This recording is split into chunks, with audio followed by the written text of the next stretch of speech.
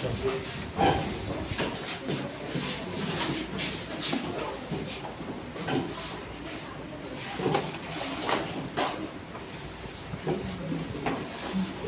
हम लोगों ने देख लिया है क्रॉप प्रोटेक्शन मैनेजमेंट भी देख लिया है कि कैसे कैसे हमें इन फील्ड क्रॉप कैसे प्रोटेक्ट करनी है। हाँ, और करो, पूरा हो गया, पूरा करो ना। अब देखो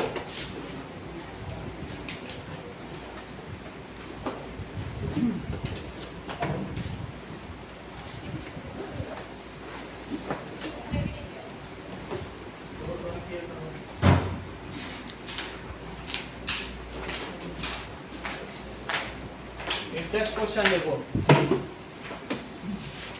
which of the following conditions will be most benefited? Farmer use high quality seed, do not use irrigation or use fertilizer. सिंचाई नहीं करते बस अच्छा सीड डाल देते हैं, तो क्या ये ठीक रहेगा? और दूसरा है कुछ फार्मर ऑर्डिनरी सीड यूज करते हैं लेकिन इरिगेशन और फर्टिलाइजर सब यूज कर रहे हैं। और तीसरा किसान है वो अच्छी सीड भी यूज कर रहा है, इरिगेशन भी कर रहा है और फर्टिलाइजर भी यूज कर रहा है। तो किसको सबसे ज्यादा फायदा है? जो तीनों चीज करेगा उसी को फायदा है। तो which of the farmer will be most benefited? That is first का आंसर है सी। सभी चीजें इंपॉर्टेंट है, कोई स्टेप छोड़ा नहीं जा सकता। अब देखिए नेक्स्ट पेज पर दिखाया गया है कि स्टोरेज ऑफ ग्रेन्स। तो स्टोरेज में बहुत सारी चीज़ें हैं, that is storage of grains. कौन कौन सी चीज़ें इफेक्ट करती हैं? There are biotic and abiotic factors which affect during storage of grains. कुछ बायोटिक फैक्टर्स क्या हो सकते हैं? जैसे पेस्ट हो सकते हैं, छोटे छोटे इंसेक्ट हो सकते हैं। जब आप बड़ी बड़ी बोरियां रखते हो कहीं पर तो वो वहाँ पर खा जाएंगे, चूहे खाना ही खा जाएंगे, गिलहरी खा जाएंगे। कई छोटे छोटे घुन होते हैं जहाँ तो गेहूँ के अंदर आ जाते हैं, छोटे छोटे कीड़े होते हैं। तो दैट ऑल्सो वो भी क्या कर सकते हैं? दैट इज दे कैन, ठीक है, तो वो भी उसे खा सकते हैं। इसके अलावा कई बार ऐसा भी होता है, कोई आएगा तो ज्वाइन करा देना, 5 मिनट देखो फिर बता दें। चलो, सो स्टोरेज लॉसेस, ठीक है, is very high of agricultural produce is very high. कई बार जैसे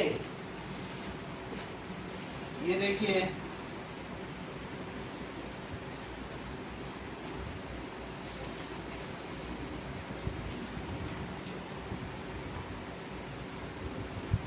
rotting of grains during storage। तो rotting your grains अब during ये देखो storage। कुछ लोग खुले में रख रहे हैं, जिंदगी तुझे जिताएगी तो और सिर्फ वो भी तब अच्छा नहीं है। जब तू खुद को चुनेगा, जब तू बोर्ड चूज करेगा।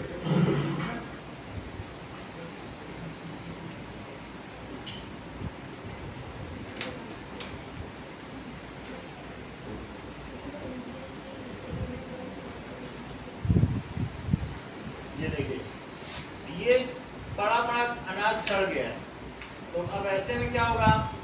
बारिश की वजह से, धूप की वजह से, या कई बार माइट्स होते हैं, मकड़ी, उनकी वजह से, फंगस की वजह से, मॉइस्चर की वजह से, ये तो एबायोटिक फैक्टर्स हैं जिसकी वजह से ये डीकलराइज हो रहा है, इसमें फाउल स्मेल आती है। It is not worthy to eat, it may be poisonous, क्योंकि जो फंगस है वो पॉइजनस भी हो सकती है। तो हमारे यहाँ पंजाब हरियाणा में तो इतना गेहूँ है कि लोग ऐसे खुले में रख देते हैं और 1/3 सड़ जाता है, जबकि इसकी दूसरे देशों में बहुत ज़्यादा कीमत है। तो हम लोग बेचते नहीं है, किसान की लापरवाही, वो सड़ा रह जाता है। ग्रेनरीज में और सिलोज में इतनी जगह नहीं है कि सब किसान रख सकें, तो ऐसा भी हो सकता है प्लेटफॉर्म में भी रखा रखा सड़ जाता है। तो कई ऐसे हैं कि जहाँ समय तक पहुँचना चाहिए वहाँ नहीं पहुँचता। एंड इट्स सिंपली देखो, अगर ऐसे देखो एवरीवन, जय श्री कृष्ण। अगर आपको लंबे समय के लिए दिन में शुरू भी करना है तो कहाँ कहाँ कितना अनाज चलता है इसमें यहाँ दिखाया गया है। That is storage losses of grains. तो बहुत सारा जो ग्रेन्स है, rotting of grains in storage, Rotting your grains ये यहाँ पर दिखाया जा रहा है कई तरीके से स्टोरेज में लॉस हो रहा है। ठीक है, ऐसे ही सिलोस, घर घर में भी सिलोस बनाए जाते हैं और वेयर हाउस जहाँ पर एक ग्रेन्स रखे जाते हैं। तो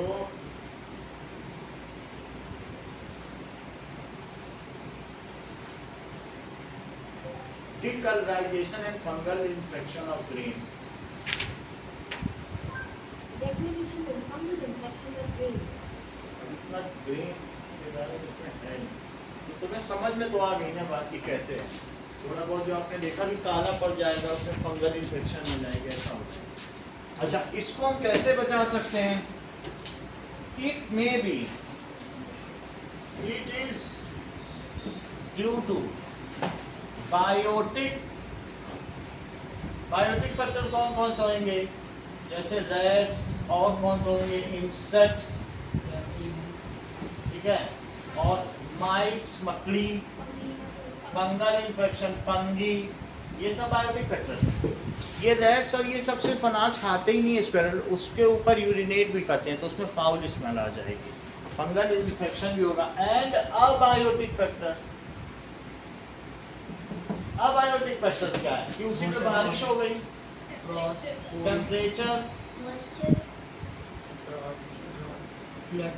वो सब फ्लड। ऐसा नहीं है कि ग्रेन रखेंगे वहाँ फ्लड नहीं आएगा, वो तो ऊंची जगह पे ही रखते हैं, लेकिन टेम्परेचर की वजह से, धूप से भी अनाज खराब हो जाएगा और मॉइस्चर की वजह से भी हो जाएगा। ये सारे इन्फेक्शन, ठीक है। अब देखिए इसके लिए हमें क्या करना चाहिए? दिस कॉजेस, अगर धूप में तुम अभी अनाज को ज़्यादा देर गेहूं को रखोगे तो वैसे तुम्हें क्या लगता है क्या हो जाएगा? लॉस इन वेट, हल्का हो जाएगा, उसका सारा पानी उड़ जाएगा और फिर उसकी जो रोटी बनाओगे वो सूखी बनेगी, वो ऐसा नहीं होगा कि सॉफ्ट। 15% मॉइस्चर होना चाहिए, अगर वो नहीं है, ज़्यादा दिन धूप में सुखा दिया गेहूँ तो रोटी कड़क बनेगी। इसलिए इट लीड्स, इसकी वजह से क्या होता है? It results loss in weight, decolourisation, गेहूं का कलर काला पड़ जाएगा,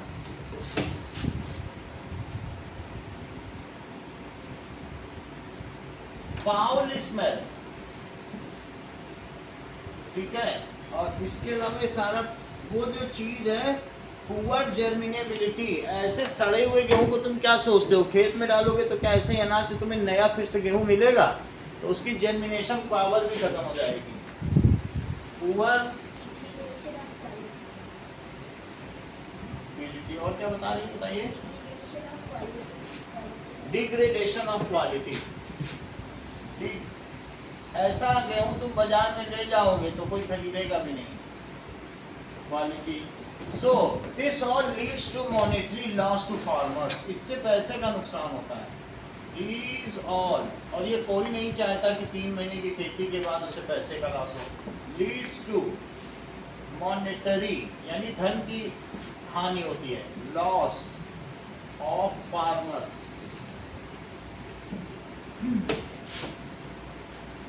जो ग्रेन क्या ही वॉर वर्ल्ड में सबसे ज़्यादा छिड़ा हुआ है, तो ग्रेन की वजह से ही सब इधर उधर हो रहा है, पुअर मार्केटेबिलिटी होती है। तो इसके प्रिवेंटिव मेजर्स क्या है, हम इसे कैसे बचें? सो इनकी रोकथाम के उपाय कि ये हो ही ना। सो प्रिवेंटिव मेजर इज क्या है? That is fumigation. इसमें धुआं देना पड़ेगा ड्यूरिंग स्टोरेज, ठीक है। जब आप स्टोरेज करो तो उसमें नीम की पत्तियों का, सूखी पत्तियों का धुआं उनमें दो। और drawing and cleaning of grains before storing, उसे साफ करो अच्छी तरीके से और 4-5 दिन का धूप दिखाओ। So 3-4 days drying in sun, excess moisture निकल जाए, बस यही काम है। Drying in sun and cleaning it before storing.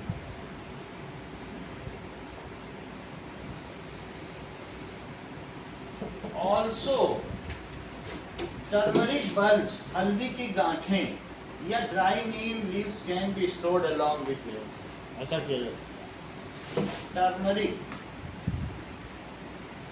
Bulbs and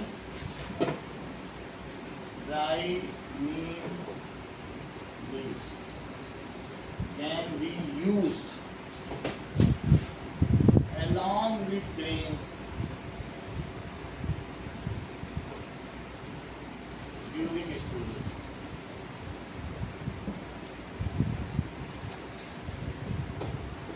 इस टेक्स्ट क्वेश्चन में आपसे पूछा जा रहा है कि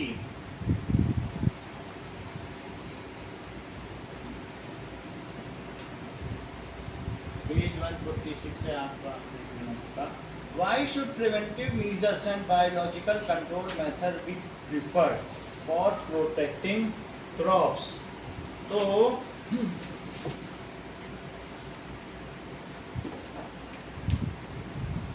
देखिए,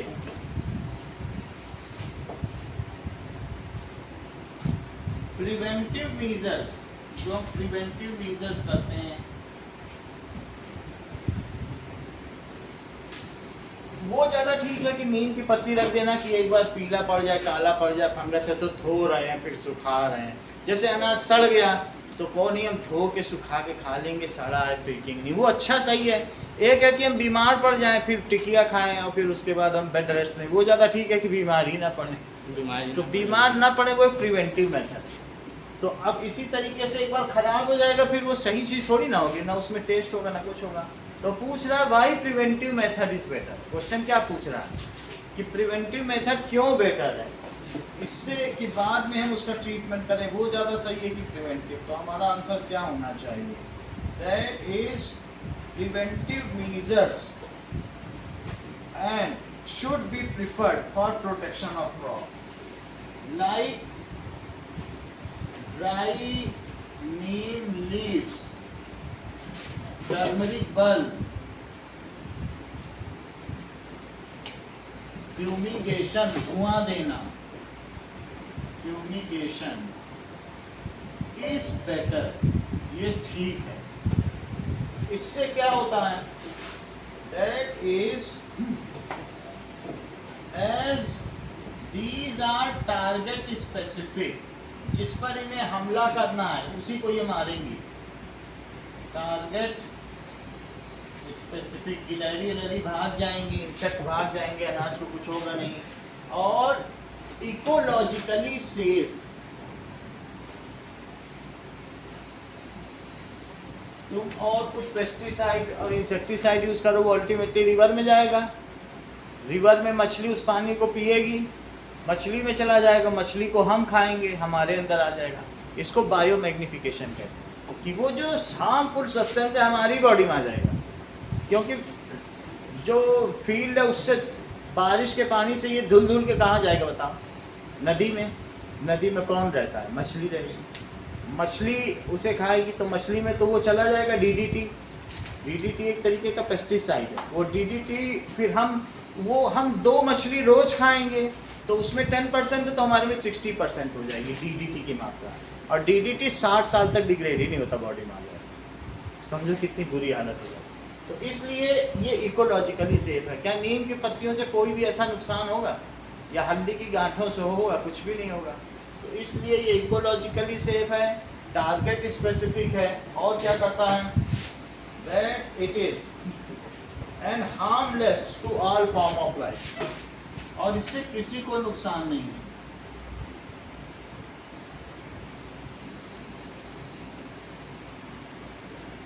हमारा उद्देश्य उन गिलहरियों को मारना नहीं है कि पता चला जहर छिड़क के मार दिया वो वहीं सड़ रही हैं, वो ठीक रहेगा क्या, सिर्फ उनको भगाना है। और हमारे अनाज पे भी जहरीली चीज़ें डालने से क्या फ़ायदा है, हमारे ही लोग मरेंगे। तो इट इज़ हार्मलेस। ये सही है, इसीलिए हमें प्रिवेंटिव मेजर्स यूज किए जाने चाहिए। सेकंड क्वेश्चन देखो क्या कहा गया है कि what factors may be responsible for losses of grain during storage। तो ये सारे फैक्टर आप लिख लीजिएगा। ये जो क्वेश्चन है ये इतना ही पूरा लिखिए, यही आंसर 2 है। तो बायोटिक एंड एबायोटिक फैक्टर से सिर्फ यही नहीं रुकना, इट लीड्स टू ये भी लिख देना है। 3 नंबर का क्वेश्चन है, इससे ये सब चीजें होती हैं। ऐसा 2 क्वेश्चन है। तो एक बार और भी तो पहले सवाल आया था बायोटिक एंड एबायोटिक फैक्टर वाला, तो वो यही है, तो उसको पूरा लिखना। आगे का देखिए, अब हम देखेंगे एनिमल हस्बेंड्री क्या होता है, पशुपालन, और एनिमल हस्बेंड्री के अंतर्गत क्या क्या चीजें आती हैं। Let us see now.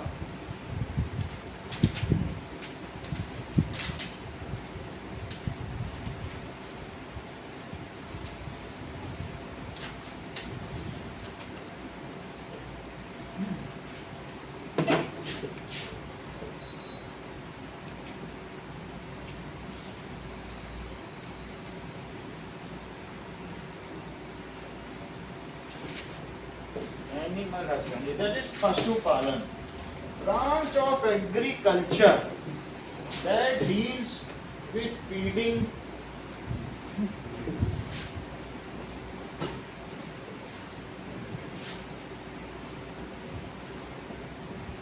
branch of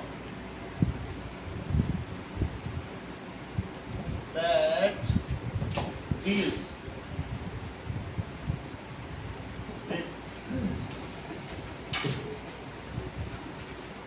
feeding, caring, breeding of, feeding,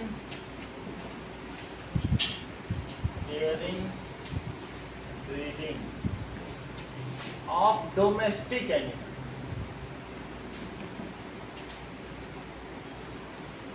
अब देखिए now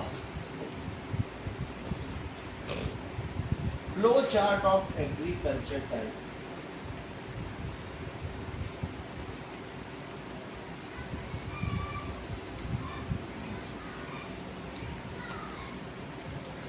Different types of agriculture।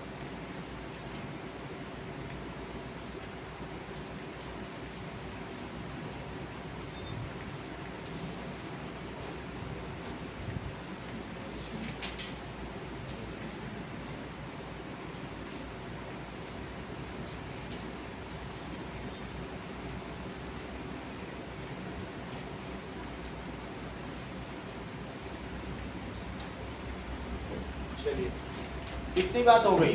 यानी अगर हम एग्रीकल्चर करें तो एक चीज है कल्टीवेशन होगा, कल्टीवेशन का मतलब है कि कृषि, और दूसरा क्या है एनिमल हस्बेंड्री।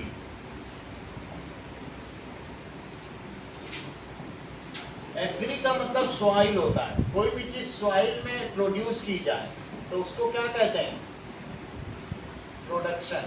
जैसा कि हम लोगों ने 8th की ज्योग्राफी में पढ़ा है, तो सॉइल में कोई चीज की जाए, पशु भी सॉइल से ही जुड़े हैं क्योंकि अल्टीमेटली वो सॉइल का प्रोडक्ट्स खाते बिना सॉइल के आप कोई एग्रीकल्चर नहीं कर सकते, तो इसलिए ये भी आता है। लेकिन कल्टीवेशन है, कल्टीवेशन में खेती होगी, ठीक है। और ये पशुपालन जिसको ऊपर हम पढ़ रहे हैं, तो पशुपालन।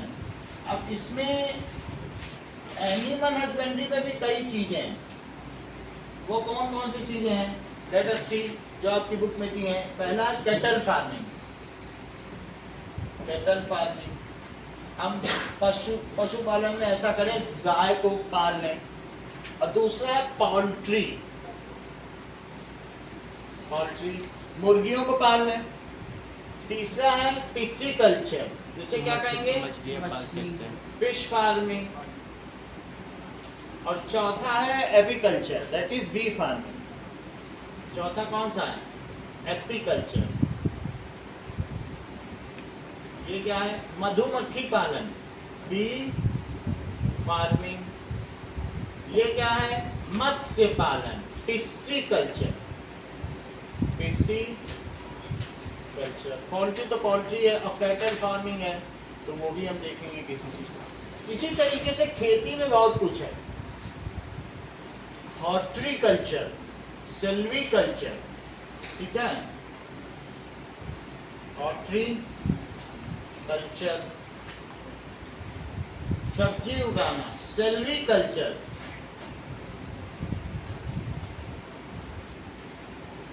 सिल्क की खेती, silk production,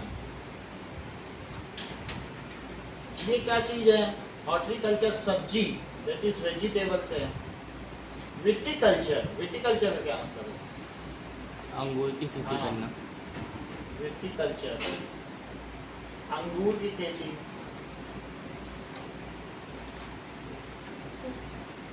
sericulture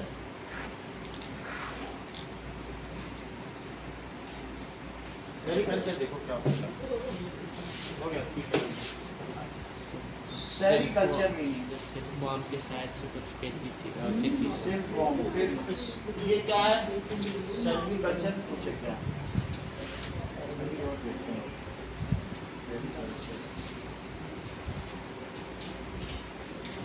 sericulture, horticulture, viticulture.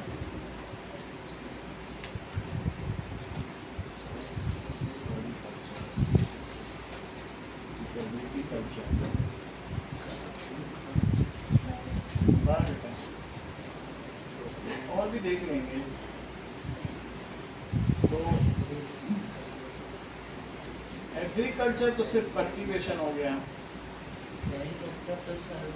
ये कोई भी नहीं है, इसी को सेरिकल्चर कहते हैं। बाकी और देखेंगे तो एक ग्रुप में देखेंगे, दैट इज सेरिकल्चर। आप लोगों को याद है तो बता दो, ठीक है। तो ये इसके डिफिकल्ट है, तो थोड़ा फ्लो चार्ट तो पता चल गया।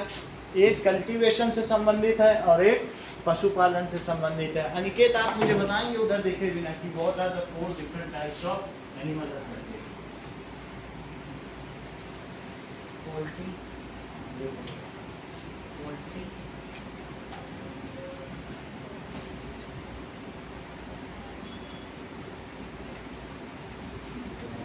आप बताइए। fish farming,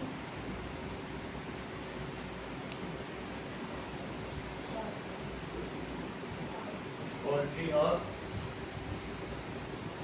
पेटल फार्मिंग, ठीक है। चलो आगे की बात करें।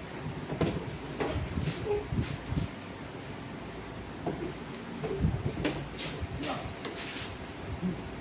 तो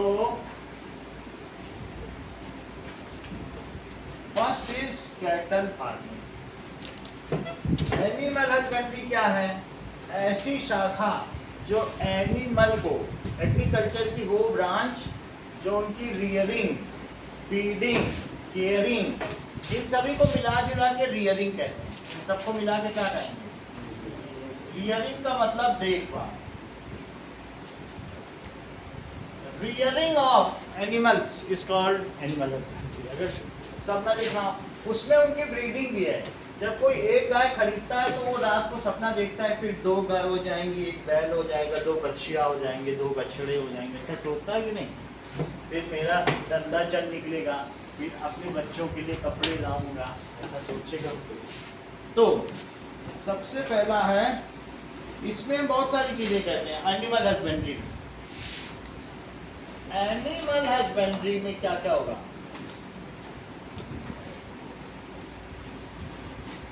ठीक है, रिक्वायर्स, इसमें क्या होगा?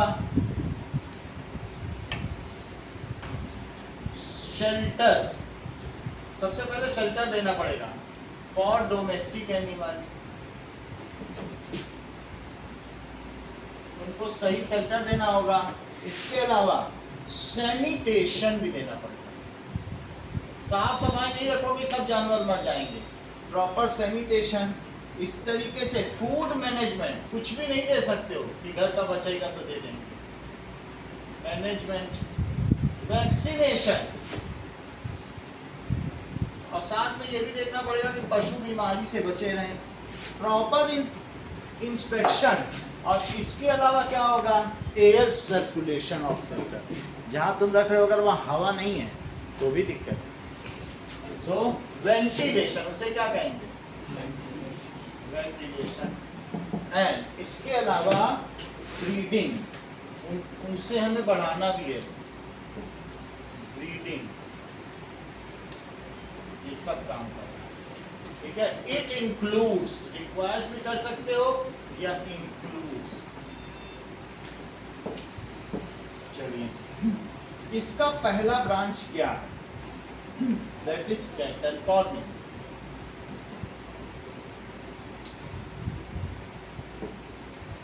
कैटल फार्मिंग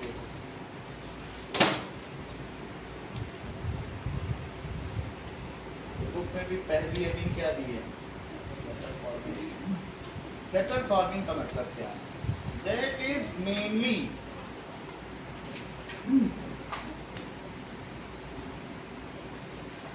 कैटल इंक्लूड्स, देखो कैटल इंक्लूड्स काउ, बफेलो। वैसे तो गाय भैंस को लोग पालते ही हैं दूध के लिए, इसके अलावा भी ऑक्स भी इसी में आएगा। ऑक्स, बुल, ये सब ड्रॉट एनिमल्स हैं, ये गाड़ियों को खींचते हैं, खेती में काम आते हैं। या सूरा गाय, हॉर्स, ओके, एस, गोट, ये सब इसी में आएंगे। मवेशी हैं, मवेशी पालन। मवेशी तो सभी लोग जानते हैं हिंदी में, इंग्लिश में से कैटल कहते हैं, ठीक है। जानवरों को हिंदी में मवेशी कहते हैं और इंग्लिश में क्या कहेंगे? कैटल। तो मवेशी पालन में गधा भी आ जाएगा। नाउ गोट, शीप, कैमल, इन सभी से ऊंट का दूध, दुबई में ऊंट का दूध बहुत पिया जाता है, ऊंट के दूध की वो सब लोग चाय पीते हैं। शीप, ये सब भी डेयरी एनिमल्स भी है। गधे का दूध, गधे का दूध 3000 रुपये लीटर है, सबसे महंगा। उसका That पनीर is, बहुत गधी का दूध है, कई बीमारियों का इलाज है। तो पाकिस्तान की अर्थव्यवस्था गधे को बेच के चलती है, चाइना को गधे ही एक्सपोर्ट है। हाँ, डंकी, गोट, बुल, याक, ठीक है, इस तरीके से होता है। खच्चर, जब ऐस की हॉर्स के साथ मेटिंग कराई जाती है तो खच्चर पैदा होता है। खच्चर भी, जब तुम श्रीनगर, शिमला या जाओगे तो पहाड़ों पे चलने के लिए खच्चर पैसे, इतना तो खैर कॉमन लोग जानते ही हैं, लेकिन फिर भी ये सभी कैटल, इन सभी को क्या कहते हैं? कैटल। मवेशी। सो कैटल फार्मिंग इंक्लूड्स इन सब की रियरिंग। कैटल फार्मिंग में क्या आ जाएगा इन सब का? गाय, बैल, घोड़ा, जो भी चौपाया पशु हैं, तो दैट इज जितने भी टेट्रापॉड हैं एंड डोमेस्टिक हो, 4 पैर वाले टेट्रापोडल, और साथ में डोमेस्टिक हो, ठीक है, that is are included. Human beings domesticated them, उनको किसके लिए काम में लाया जाता है? These are reared, बताओ ये क्यों किए जाते हैं? These are reared, या इन सबकी फार्म, फार्मिंग का मतलब है फार्म में रखना। फार्म होता है हर एक, है ना, गाय का फार्म नहीं होता जहाँ रखी जाए वो फार्म है, यार्ड भी कह सकते हो। क्यों किए जाते हैं? फॉर डेयरी, दूध के लिए, डेयरी, और किसके लिए बताओ? ड्रॉट के लिए। ड्रॉट का मतलब बोझा ढोना, लेबर वर्क, लेबर वर्क के लिए भी होता है, और ये डेयरी प्रोडक्ट के लिए, और डुअर और गोट। गाय बैल जिसके घर में है तो पहले तो बहुत सारे काम हो ही जाते थे, बैल से भी होते हैं ये सारी। अब देखिए नाउ बुक में क्या क्या चीजें दी हैं कैटल फार्मिंग के बारे में, सभी चीजें देखो। इसमें दिया गया है इंडियन कैटल बिलोंग्स टू 2, एक बॉस इंडिकस काऊ है और एक बॉस बोगालिस बफेलो। तो इंडियन कौन कौन सी हैं? इंडियन काऊ का साइंटिफिक नेम क्या है? देसी गाय का बॉस इंडिकस, और इंडियन बफेलो का क्या है? कॉस ओबालिस, ये दो है।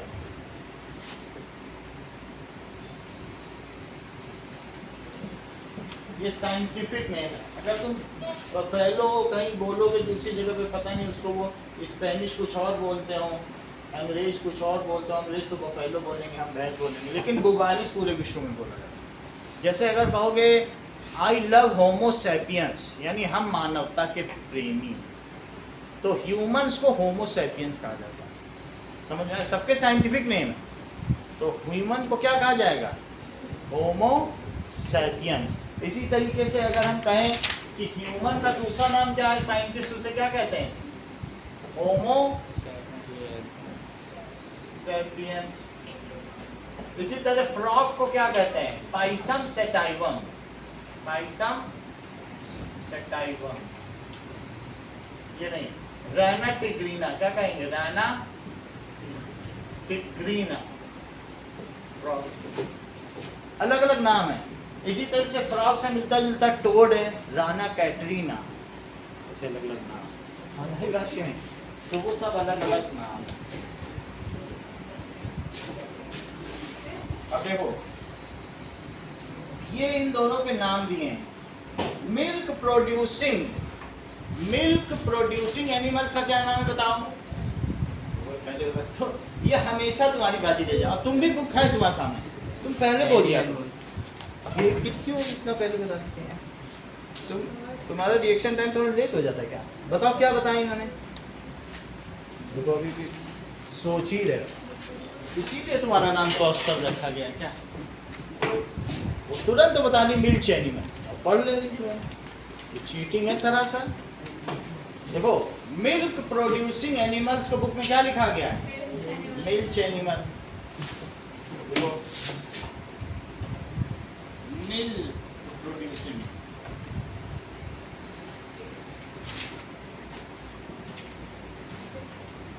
Animals are called milk animals. इनमें कौन कौन से आएंगे? जैसे cow, buffalo, goat, sheep, camel, सभी आ जाएंगे। एस भी आ जाएगा। चलिए, wild animal used for farm labour, animal used for farm labour are called, बिल्कुल सही, ड्रॉट एनिमल्स। ड्रॉट एनिमल्स का मतलब है बोझा ढोने वाले पशु, और मिल्क एनिमल का मतलब है दुधारू पशु। जो दूध दें वो दुधारू, और ये बोझा ढोने वाले। समझ में आ गई बात?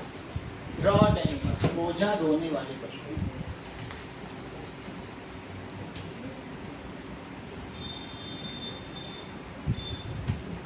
अब जरा देखो, now milk production depends on lactation period.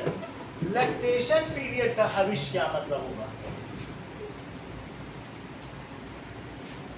जब कभी period of milk production. Yes, milk production. जब भी After कभी the birth of- बछड़ा या बछिया देगी गाय, तो करीब 2.5 साल तक उसमें लैक्टेशन पीरियड रहेगा। 2.5 साल तक वो दूध देगी।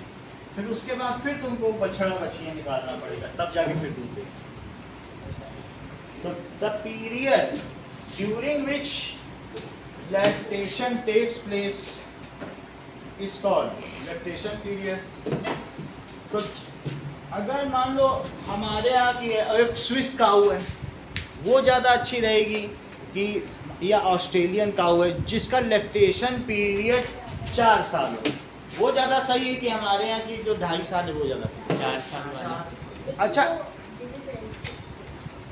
मान लीजिए जैसे स्विस काऊ है, और स्विस काऊ अगर तुम एक बकेट दूध देगी, फिर दूसरी बकेट लगाओ, 5 बाल्टी भर के दूध दे दे, वो ज़्यादा अच्छी कि हमारे यहाँ आधी बाल्टी दे, वो ज़्यादा अच्छी?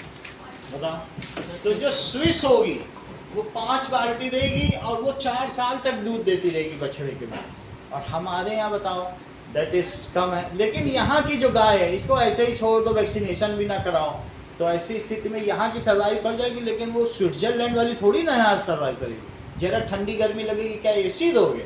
तो इसकी उसके साथ मीटिंग करा दो, वहाँ का बैल ले आओ, यहाँ की गाय, और मीटिंग करा दो। उससे जो बच्चा पैदा होगा वो डिसीज रेजिस्टेंस भी होगा और लैक्टेशन भी देगा। इस चीज़ को क्या कहते हैं? संकरण, हाइब्रिडाइजेशन। यानी हम दोनों चीज़ों को कहते हैं इंडिजेनस। हम इंडिजेनस बुल या काऊ ले लें, और इसी तरीके से जो एक्सॉटिक बाहर का होता है तो उसे क्या कहते हो? तुम लोग कहते हो देखो मैं तो एक्सॉटिक कपड़ा पहन के घूम रहा हूँ, इसका मतलब क्या है? विदेशी। इटली का पहने, फ्रांस का। और इंडियन है तो धोती कुर्ता पहन के घूम रहे हैं, तो इसका मतलब है इंडिजेनस का मतलब देसी। सो व्हेन द इंडिजेनस, ठीक है, जो भी कोई भी indigenous cattle is breed with exotic of desired value, it is called hybridisation. इन सभी चीज़ों को देखें। सबसे पहले हम देखें लैक्टेशन पीरियड का। जैसा कि अविश ने बताया, lactation period. So after delivering calf, बछड़े को जन्म देने के बाद क्या होता है? Period of milk production after the birth of calf. Period of milk production after birth of calf is called lactation period. वैसे तो वो अपने बछड़े के लिए दूध देती है, लेकिन उसके बछड़े को कहाँ इतना हम लोग देते हैं? हम ही लोग पी जाते हैं। इसी तरीके से ये जो भेल है यहाँ पर, ये एक बार में 1000 लीटर दूध निकालती है, और जब ये दूध फेंकती है तो इसके पास इसका बच्चा आ जाता है भेल के, और वो सिर्फ 1000 में से 150 लीटर ही पी पाता, बाकी समुद्र में घुल जाता है। हाँ समझे? फेंकती है दूध बड़ी तेजी से, वीडियो आप देख लीजिएगा। लेकिन आप देखिए कितना वेस्ट है। जो यहाँ है इनका कुछ दूध वेस्ट होता है? वेस्ट क्या होगा? हम ही लोग पी जाते हैं, बेचारे बछड़े को कितना नहीं पाता। ठीक है, तो the period of milk production after giving birth to calf is called lactation period. More is the lactation period, is the monetary benefit for farmers. जितना बड़ा होगा, higher the lactation period,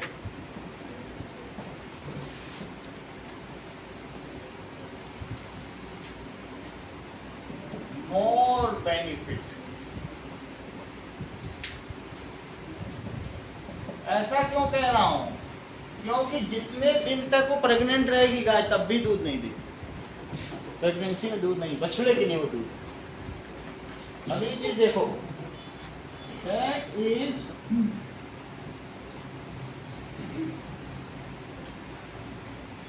okay.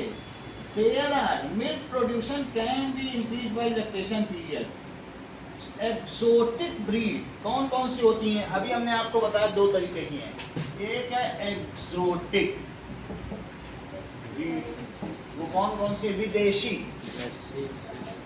विदेशी किस्म। कौन कौन सी बता रहे? ठीक है, that is Jersey and brown Swiss. Jersey and brown Swiss. ये जो गाय है ना, ये बहुत ज्यादा दूध देती है। That is exotic breed Jersey and brown Swiss. तो ऐसी गाय हो, देखो ये बाहर की है, ये यहाँ की नहीं है।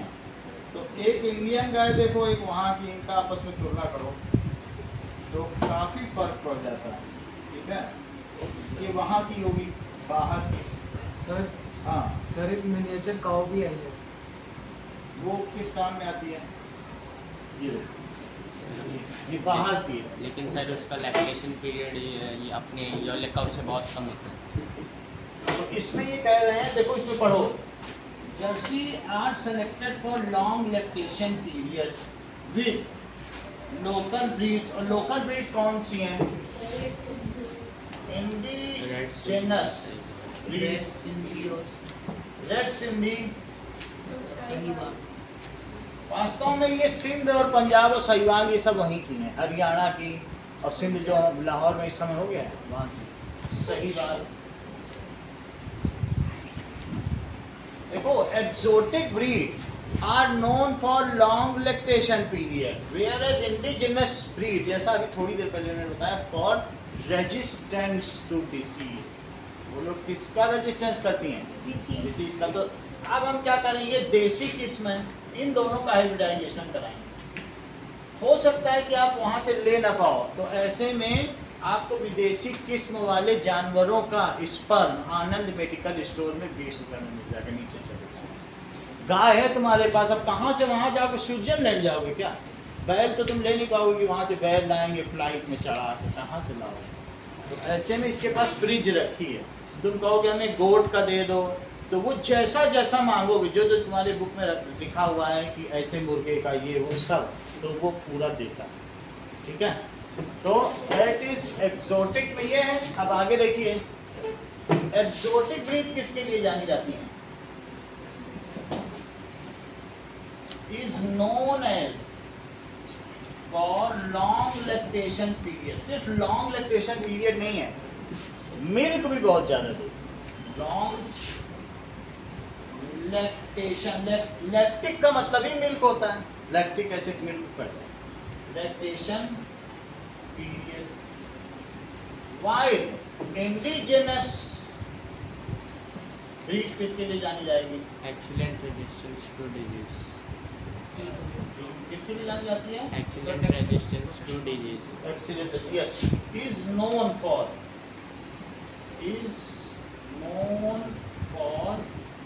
excellent resistance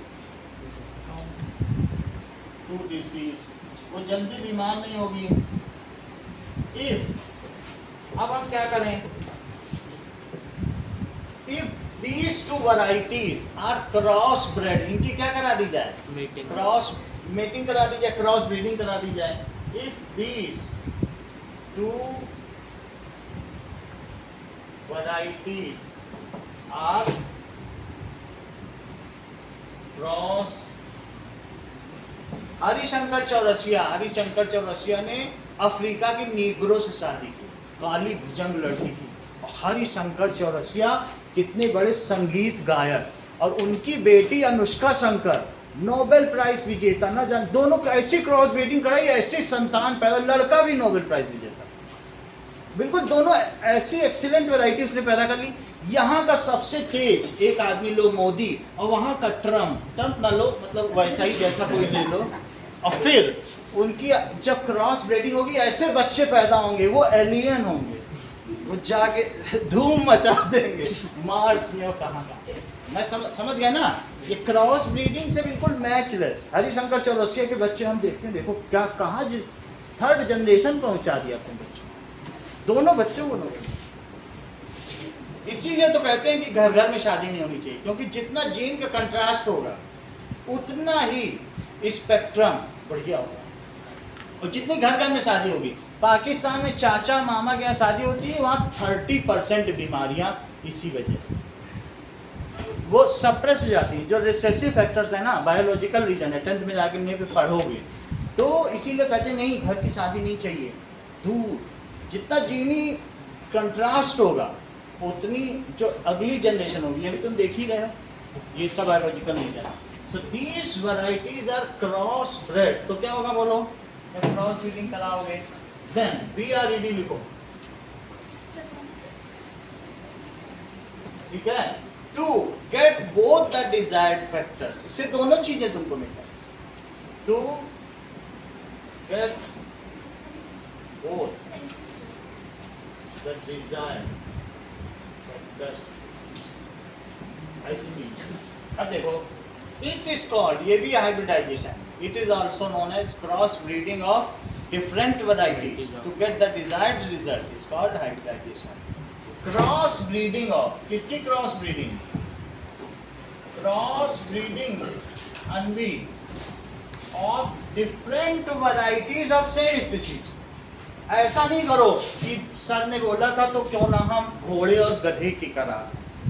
डिफरेंट वो स्पीसीज नहीं होनी चाहिए, उसको नहीं हाइब्रिडाइजेशन। वैसे हम लोग गधा और घोड़े से खच्चर पा जाते हैं, जिसको म्यूल कहते हो ना आप लोग, म्यूल ही तो कहते हो। तो इनसे कराओगे वो नहीं है हाइब्रिडाइजेशन। एक ही वैरायटी, एक ही स्पीसीज होनी चाहिए। सही है? तो क्या लिखा बोलो? Cross breeding of different varieties of same species. दोनों गाय ही होनी चाहिए। समझ में आई बात? डिफरेंट क्या चीज हो? वैरायटी। ये नहीं कि यहाँ के मोदी की शादी वहाँ के गधे से कर, वो नहीं चले। इंसान ही होना चाहिए। लेकिन अमेरिकन, नीग्रो, अफ्रीकन, ऐसा हो, gypsy, red Indian, different variety, cross breeding of different variety of same species, varieties of same species. उसे क्या कहेंगे? Is called hybridisation. ना अब देखिए, make flow chart of agriculture. पहला सवाल है कि make flow chart of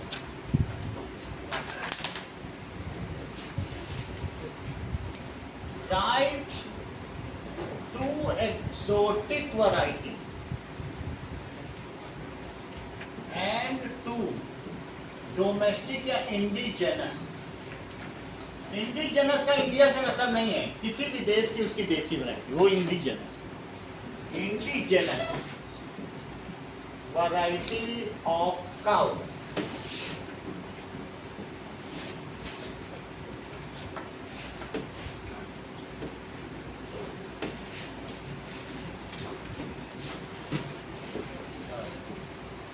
define करना है। Animal husbandry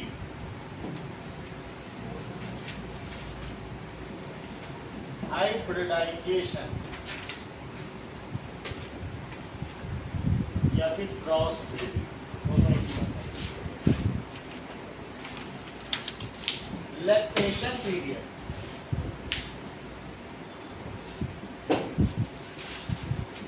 drought animal,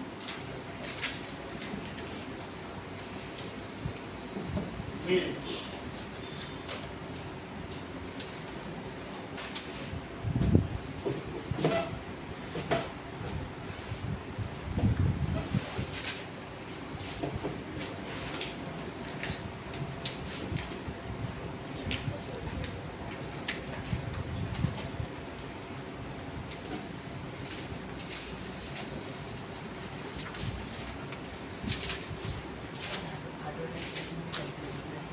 hybridisation का मतलब है cross breeding of different variety of same. उधर लिखा है अलग अलग किस्मों का, उसी प्रजाति की अलग अलग किस्मों का आपस में मेटिंग, दैट इज कॉल्ड संकरण। That is dot animals, those animals used for labour work, जिनको किसके लिए काम किए जाएंगे? लेबर वर्क, श्रम के लिए। तो उनको बोझा ढोने वाले पशु हैं। डॉट एनिमल समझ गए ना?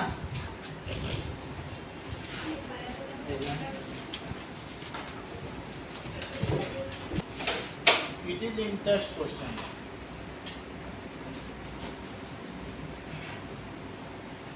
पेज 147।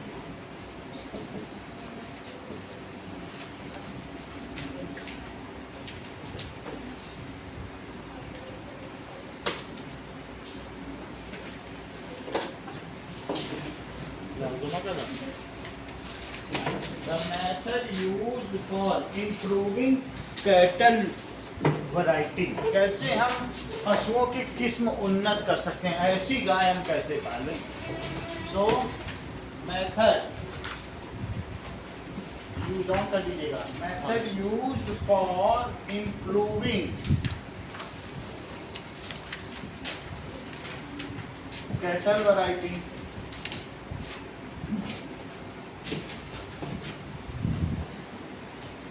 कैटल हम कैसे कर सकते हैं?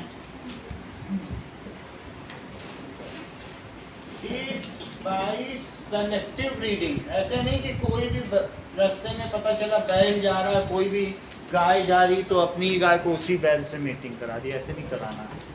सेलेक्टिव रीडिंग, उस बैल से पूछो भैया क्या तुम स्विस हो, जर्मन हो, अगर हाँ बोल दे तो करा, ऐसे नॉर्मल से नहीं भाई। सेलेक्टिव रीडिंग इसे कहते हैं।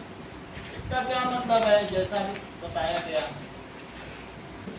In this exotic variety of, चाहे वो ऑक्स हो या काऊ हो, तो उसे एक्सोटिक वैरायटी कह देंगे। ऑक्स ले लीजिए, दैट इज गाय तो सबके घर में होगी, बस हमको तो सिर्फ उसका स्पर्म आनंद मेडिकल स्टोर से लेना, यही तो काम करना। तो एक्सोटिक वैरायटी ऑफ काऊ, जो कि वहाँ क्या लिखा है बताइए, that is Jersey. Jersey and brown Swiss. Brown Swiss और जर्सी दो अलग अलग चीजें हैं। तो ब्राउन स्विस और जर्सी ये दूध के उत्पादन में नंबर 1 है। उसको कहते हैं दूध का कटोरा, स्विट्जरलैंड इतना दूध देती है। और जर्सी, ठीक है, इज क्रॉस ब्रेड, इसकी किससे क्रॉस ब्रीडिंग कराई जाए? इंडिजीनियस ठीक है, विद इंडिजिनस। सर ये ब्राउन फिश कितना दूध देती क्या चीज? है?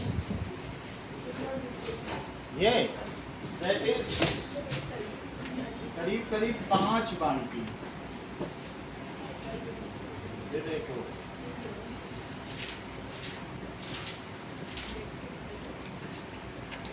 Milk given by brown Swiss cow. तो आप ये देखो बाल्टी बाल्टी निकाले चला जा रहा है। और ये करीब नहीं तो 60 लाख की गाय होगी। जिसको अमेरिकन ब्राउन स्विस भी कहा जाता है।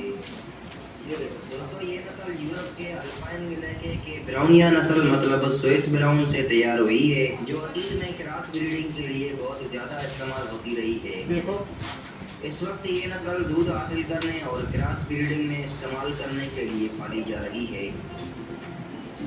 दोस्तों ये नस्ल 20वीं सदी तक एक आलमी नस्ल बन गई, जिसकी आलमी आबादी का तखमीना सन 1990 में 70 मिलियन टोटल जानवर था। दोस्तों होने की वजह से अर्क भूरे भी देखने को मिल जाते हैं। इनके कोट में कुछ शेडिंग भी हो सकती है। इन जानवरों के जिस्म के पहले वाले दोस्तों अभी तो नहीं परसेंट बटर फैट और कितने बड़े-बड़े हैं 5% जानवर, प्रोटीन भी पाया आदमी से जाता भी है। बहुत बड़े हैं। मक्खन बनाने के लिए बेहतरीन माना जाता अभी है। देखा था एक शुरू में लेडी ले जा रही थी। दोस्तों तो ये थी ब्राउन स्विस नस्ल के बारे में कोई सवाल पूछ लीजिए। इतना ही, खुश रहे, आबाद और रहे। सारी बात की नहीं, ये सब जो जानवर हैं बहुत ही महंगे आते हैं, ये लाखों में आते हैं। सर दूध के बारे में That is most costly ox, करोड़ों में बिकते हैं, क्योंकि ये सब बाहर के नस्ल के होते हैं। ये देख लो, ये खैर इंडिया का ही था, ये मिला करोड़ों में। 17 का सिर्फ इसका एक बार का ही इस पर हजारों का कितनी गायों की किस्म इसने बदल डाली। और एक दिन में ये कितना खाना खाता था, कितनी घी खाता था। हमारे पास भी है। जी नहीं, ये कार नहीं है, ये है इंडिया के सबसे महंगे बुल युवराज नाम, तो हरियाणा में है और सबसे महंगा भी पिछले साल मरा है। जहाँ की मिट्टी ने महाभारत का युद्ध झेला है, उसी ये देखो। की इनकी कीमत करनाल के एक शो में लगभग 9 करोड़ 9 करोड़ तक लगाई गई है। पर युवराज के अंदर करणवीर जी युवराज को अपनी जान से भी ज्यादा प्यार करते हैं। मतलब मैंने अपनी औलाद की तरह पाला है, मैं तो अपनी औलाद से भी ज़्यादा प्यार करता हूँ। अब हमारे युवराज पिछले 4 सालों में युवराज 1.5 समझ में आएगा कि नहीं? बहुत महंगे महंगे जानवर होते हैं। तो cross bread with indigenous variety में तुम्हें कौन बताया? सिंधी, रेड सिंधी और फिर वो राहीवाल। साहिवाल, रेड सिंधी और साहिवाल। रेड सिंधी साहिवाल यहीं की है, हरियाणा की। तो जैसे युवराज की फैमिली की होगी साहिवाल।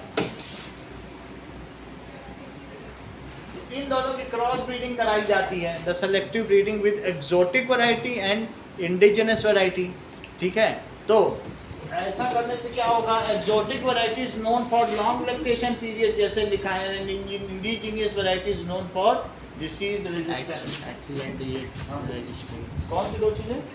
एक्सीलेंट डिजीज हाँ सही है। रेजिस्टेंस। तो that is exotic variety is known for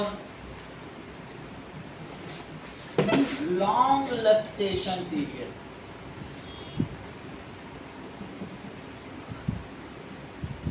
While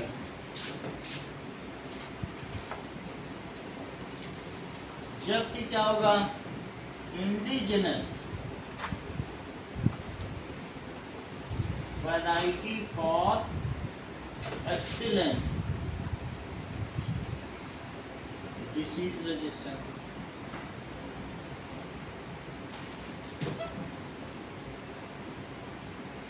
बस इतना ही लिखा है। अगला सवाल देखिए। नाउ अगली बात है हाउ दीज आर केप्ट, हमें इनकी कैसे देखभाल करनी चाहिए। तो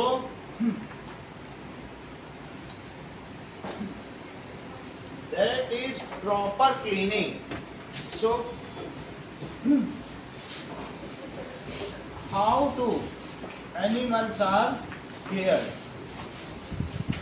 now points kept in mind while cattle farming। अगर मान लीजिए आप उनको काऊ डंग या गोबर में रखेंगे तो उनके पास में गोबर लगा रहेगा, वो झड़ता रहेगा, दूध में गिर जाएगा। तो इस वजह से प्रॉपर क्लीनिंग होनी चाहिए, ब्रशिंग होनी चाहिए, उनके शरीर में नहीं लगाना चाहिए, नहीं तो जिसको दूध दोगे वो लेगा ही नहीं। That is proper cleaning and sanitisation. brushing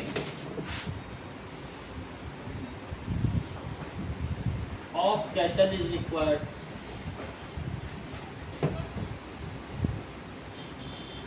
दूसरी चीज जहां रखा जाए there should be slopy ground, वहाँ पानी स्टेगनेट नहीं हो कि वहाँ पड़ा है तुम्हारे पशुओं को सर्दी लग जाएगी, फिर इलाज कराते फिरोगे, तो उनको डाइसेंट्री या लूज मोशन नहीं होना चाहिए। तो इस वजह से क्या होगा? स्लोप होना चाहिए, पानी डाला रबड़ से सब बह गया। तो proper slope of floor is required, ये सब बुक में ही लिखा है, so that water do not gate stagnant at any point.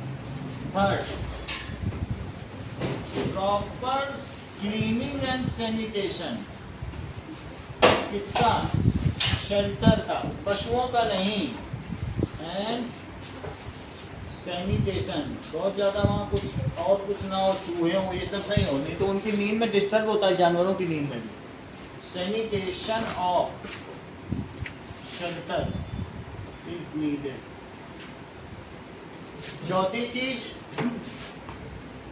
हम उनको भूसा ना खिला दें। जब घास सूख जाती है, जो पराली बचती है ना गेहूं के नीचे की बाजू से पराली है, उसमें गेहूं की उसमें खली भी मिला है, चूनी, तो उसको कहते हैं चूनी भूसी। चूनी क्या होता है? दाल का छिलका, जानते हो, बहुत सारी दालें हम लोग खाते हैं, उसको चूनी कहते हैं। वो तो हम लोग छिलके तो हम खाते नहीं हैं, तो उसको भी मिलाया जाता है, तब उसको प्रोटीन भी मिलेगा और साथ में भूसे से एनर्जी मिलेगी। नहीं तो तुम्हारे दूध में प्रोटीन ही नहीं रहेगा, प्रोटीन नहीं रहेगा तो फिर कुछ घी भी नहीं बनेगा, कुछ भी नहीं, वो दूध की क्वालिटी अच्छी नहीं। तो इसलिए proper nutrition management of cattle should be, इसका ध्यान देना। क्या दे रहे हैं? तो प्रॉपर न्यूट्रिशन मैनेजमेंट, आपने पहले भी देखा था कि मुलायम चारा दो, प्रोफ्यूज ब्रांचिंग हो, हरी घास, वो सब तो देना ही चाहिए। Nutrition management. अगली चीज क्या होनी चाहिए? Proper ventilation. सर ये स्लोप ऑफ फ्लोर से क्या होगा? अगर मान लो ऐसा स्लोप है तो तुम्हारा जो जानवर यहाँ पर बैठा है और आराम कर रहा है तो उसमें पानी बह जाएगा।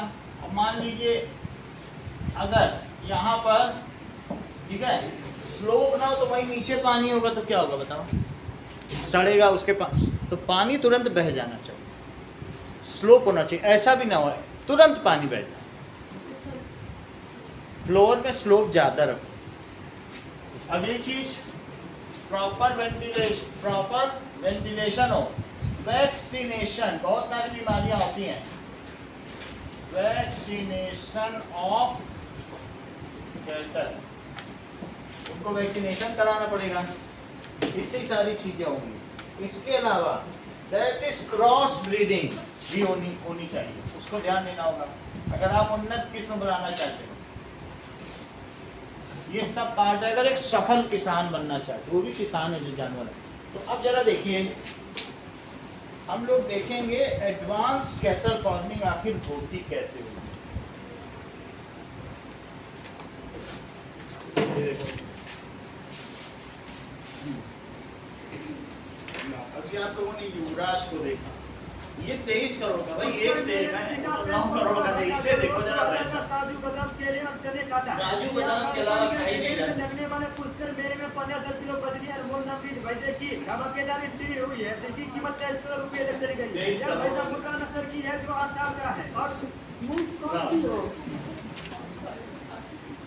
Advance cattle farming.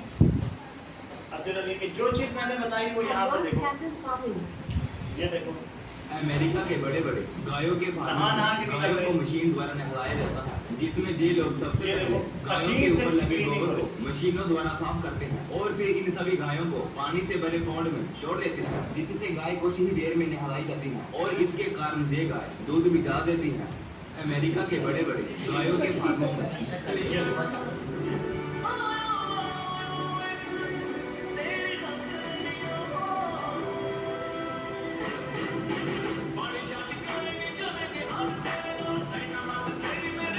ये देखो, इसको ये वापस करके जाना, अभी देखते हैं। अब देखते हैं।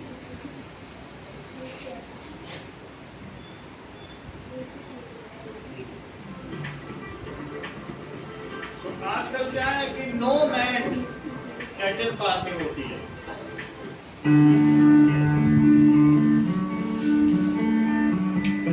ये पूरा फार्म एक 8 एकड़ में है और हमारा जो फीडिंग का खेती है वो सेपरेट है।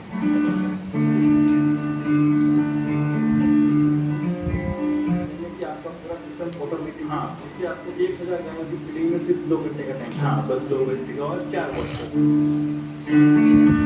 इनको बहुत अच्छा खाना खिलाया जा रहा है। पार्लर है तो एक टाइम 12 का की मिल्किंग हो जाती है। ऑटोमेटिक पंप लगा देंगे तो अपने आप दूध निकलता रहेगा, पंप से किसान दूध भाई, आएगा। आज का वीडियो काफी इंटरेस्टिंग होने वाला है। इस वीडियो से जो किसान भाई आपको देख रहे हैं, थोड़ा सा आपने अपना और तो अब इसके बाद जैसे आपका ये जो एरिया है इसमें टोटल आपके पास वो नीचे जो करते हैं। तो जैसे कि मैं आपका नीचे शेड लेता हूँ, इस शेड में आपने फैन लगा, तो तब आपकी जो मीटिंग ये देखो, अपने आप दूध पाइप से होके जा रहा है, किसी को निकालना ही नहीं। तो क्या है कि ये बेसिक, तो आपका अब जैसे ग्रीन पाउडर आपने उसके बाद तो जो उसमें फीड देने तक की जो प्रोसेस है वो आप थोड़ा सा हमें बताइए कि फीडिंग प्रोसेस क्या है। तो क्या है कि basically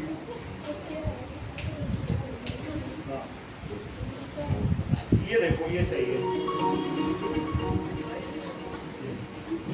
Hi everybody. With the development of technology, the machines used in cow farms also सबको पिन improved. लगा दी It गई is है now कि more किसका modern and वैक्सीनेशन है, functional. पूछ की In ट्रेनिंग this हो रही way, है। the operation Hair of farms cutting has होती become है। more efficient and easier. Additionally, these machines also help maintain the welfare of the cows. Automatic milking machines, animal tracking systems, automatic feeding are a few of them. In this video, we talk about technological and modern machines. Feed mixer mixes and prepares various feed ingredients. It creates in this way. इसकी cleaning देखो, हर जगह की proper cleaning है। तो जैसे अभी sloppy ground बताया है, उन सब की सफाई भी होगी। ये तो खैर गाय को चारा दिया जा रहा है। Hillwell Power Tail Trimmer is the tail trimmer है, गंदगी साफ करने के लिए। इसकी गाय गंदी है। अब ये देखो, लेकिन अभी इसकी जमीन भी साफ होगी। This machine is a heavy-duty hook machine prioritizes animal welfare and comfort during hoof trimming. This includes features such as a low-stress environment and the ability for the cow to stay in a natural position.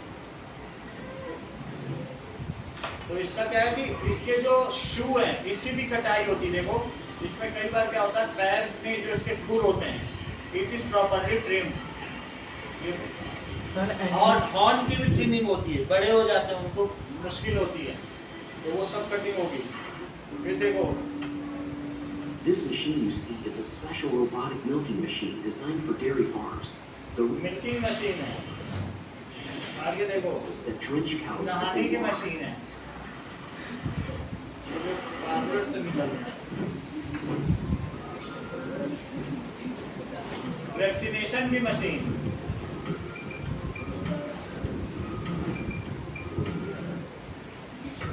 और trader साहब, ये problem cleaning की भी अलग अलग machine है। 900 रुपए का, और मेरे पास सिर्फ 900 रुपए, और मुझे खरीदने लग से 5 स्टॉक, तो कैसे होगा? ग्रो की एडवांस इंटरनेट प्लेटफॉर्म की मदद से।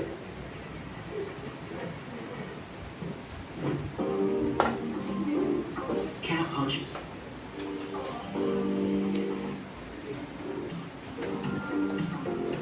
ऐसे ही जमीन भी क्लीन हो जाती है, तो स्लरी है वो प्रॉपर क्लीन हो जाती है। This can help. मैंने यहाँ दिखाया नहीं गया।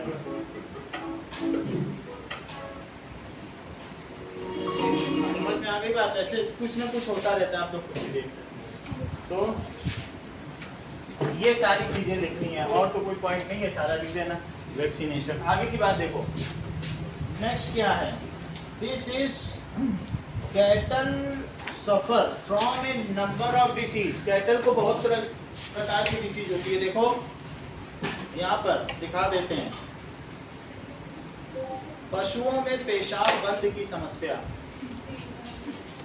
पूरी बॉडी में ऐसे देखो पेशाब बंद की समस्या, गोबर बंद हो जाता है। वो लोग क्या करेंगे, पूरे घर में वो जब उनके पेट में छुरा डालेंगे तो पूरे एसिडोसिस या हाइड्रोसिस तो नहीं हो गया कि ज़्यादा अनाज खाने से हाइड्रोसिस अभी खाने के दिखाएंगे। बाद मीठे में से एक चीज़ देनी, यानी 250 ग्राम प्याज, 25 ग्राम।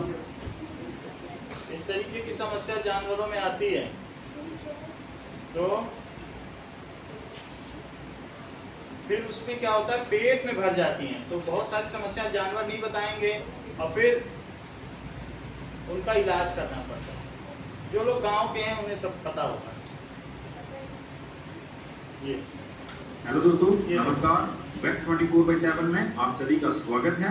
इस वीडियो में हम पशुपालक भाइयों बात करनी होगी और ध्यान का टेस्ट करना है और ये पता लगाना है कि उसके लिए मैंने एक लॉन्ग वीडियो बना। अब इसमें दिखाएंगे, लेकिन बहुत सारे ऐसे हैं कि पूरा पेट में से निकलता है, बाल्टी बाल्टी। गोबर बंद की समस्या, पूरे घर में तुम्हारे गोबर ही गोबर रह जाए, और उसके कुछ नहीं, चाकू से पेट फाड़ेंगे और गोबर गोबर निकल जाएगा। सर आपने वेट वाला वीडियो दिखाया, कौन सा? वेट वाला, वो उससे कॉन्टेस्ट में नहीं, इतनी बात समझ में आ गई। अब देखो, नाउ अगली बात देखिए। So there are various parasites. कभी कभी तुम देखते हो कि उनके शरीर में अगर पैरासाइट होंगे बहुत सारे, तो उनको कौवे आके खाते हैं पैरासाइट्स को। शरीर में कुछ कीड़े लग जाएं तो वो और परेशान करते हैं। तो क्लीनिंग होगी, उसको पैरासाइट को समझो। इस तरह की कोई बीमारी है, एनिमल सही तरीके से सो नहीं रहा है, उसका पोस्चर नहीं ठीक है, बुक में लिखा है सब। If animal is last paragraph, if it is having not a proper posture, if उसको लूज मोशन हो गया है, ठीक है कि नहीं, प्रॉपर वो ठीक तरीके से इंटरनल पैरासाइट, पशुओं में नीमाटोड्स। कई बार क्या होता है कि बहुत सारे ऐसे जो नीमाटोड्स हैं, पेट जब गाय का फाड़ोगे तो एक एक बकेट भर के कीड़े निकलते हैं चाउमीन टाइप में, तो उसको साफ करना पड़ता है, वो भी देखिए।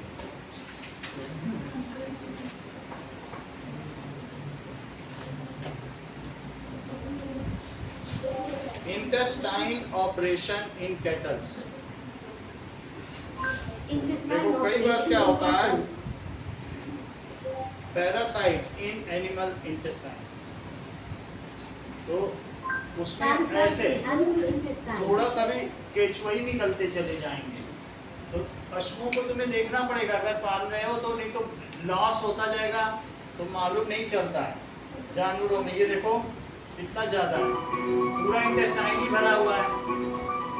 हम लोगों में भी होते हैं, हम लोग को एल्बेंडाजोल खा लेते हैं 3 महीने में, ये बेचारे क्या करें।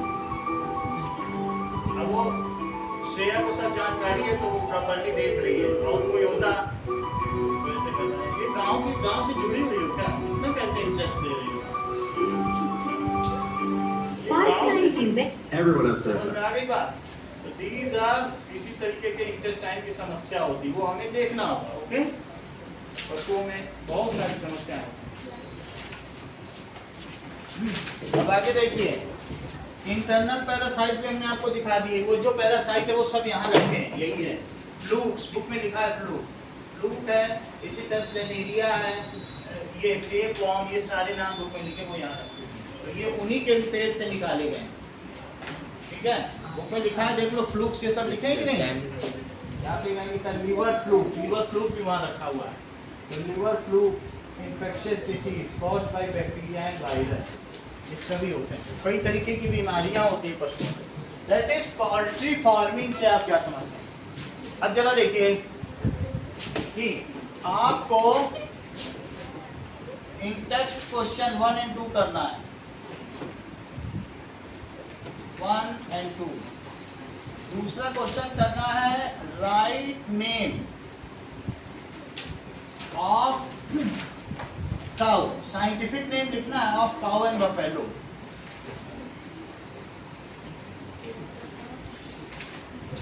Of cow and buffalo.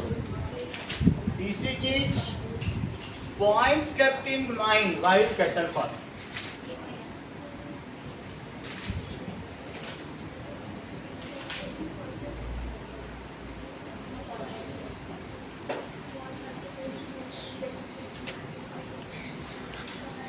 करो।